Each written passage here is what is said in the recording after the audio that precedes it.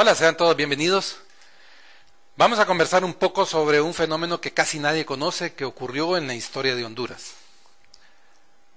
Vamos a describir el fenómeno llamado la Guerra de los Curas. Ese es uno de nuestros objetivos del día de esta sesión. Describir el fenómeno llamado la Guerra de los Curas. También identificar por qué es importante esta Guerra de los Curas dentro de lo que es el contexto de la historia de Honduras. También desarrollaremos algunos conceptos. Vamos a hablar de libertad de cultos, vamos a hablar de excomunión, vamos a hablar de expulsión. Así que sean todos bienvenidos a esta charla sobre la Guerra de los Curas. Para iniciar tenemos que remitirnos al Tratado White Cruz. ¿Cuántos de ustedes saben qué es el Tratado White Cruz? Pues si no lo saben, el tratado es aquel mediante el cual Inglaterra le devuelve a Honduras las islas de la Bahía y la Mosquitia. Pero esto representaba un problema para el gobierno de Honduras, porque los habitantes de la Mosquitia y de las islas no eran católicos, sino que eran protestantes. Es decir, no tenían la religión que había propiamente en la Honduras continental. Esto va a iniciar algunos problemas desde antes de que se firmara el tratado en 1861. O sea, desde 1860 se inician los tratos con Inglaterra para lograr esto, pero la Iglesia Católica se da cuenta de que Guardiola quiere dar libertad de cultos y la Iglesia Católica había sido predominante desde el periodo colonial. Recuerden que inclusive durante la redacción del Acta de Guatemala en 1821 se habla de que la religión católica que se profesa y que en lo sucesivo se va a profesar, es decir, la Iglesia Católica era la única que podía profesarse en Centroamérica y por ende en Honduras. Cuando se dan cuenta de que Guardiola pretende dar libertad de cultos, entonces se inicia un problema bastante grande. Los sacerdotes protestan, la Iglesia protesta, sobre todo a través del vicario que se encontraba en la ciudad de Comayagua. El vicariato era como quien dice, la máxima autoridad de la Iglesia Católica y estaba representada en aquel entonces por el vicario general de la diócesis, el señor Miguel del Cid. Él va a protestar fuertemente contra el gobierno de Guardiola, pero cuando ve que las protestas no son escuchadas, recurre a el extremo. Excomulga a Santos Guardiola de la Iglesia Católica. ¿A qué me refiero con excomulgar? Excomulgar es expulsar a alguien de la religión católica, en este caso. Expulsar, ustedes saben que es sacar a alguien de algo. Entonces, al darle la excomunión a José Santos Guardiola, lo están expulsando de la Iglesia Católica. No lo reconocen como católico. Entonces, prácticamente está fuera de cualquier contexto religioso de la época. A esto, José Santos Guardiola tiene una respuesta sencilla. Va a expulsar entonces al vicario Miguel del Cid del territorio de Honduras.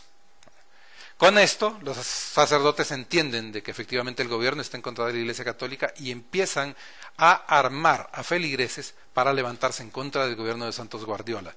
Esto va a dar prácticamente el inicio, lo va a marcar el inicio de lo que es la Guerra de los Curas entre 1861 y 1862. Se va a iniciar una negociación por parte del Papa Pío IX para tratar de apaciguar las cosas. Hay algunos enfrentamientos en la zona de Valle, en la zona de Comayagua, ¿verdad? Tropas del gobierno contra algunos feligreses tratando de apoyar a los sacerdotes. El Papa no quiere que haya derramamiento de sangre por cuestiones de religión, entonces empieza a negociar con el gobierno de Honduras. De hecho, el Papa Pío IX va a levantar la excomunión del presidente Guardiola. Él le va a quitar autoridad al vicario Miguel del Cid y va a devolver a Santos Guardiola al seno de la Iglesia Católica. Lamentablemente, la Guerra de los Curas fue una guerra tan impresionante, tan ideológicamente fuerte, que va a llevar a el único magnicidio que ha ocurrido en Honduras. ¿Qué les quiero decir con esto?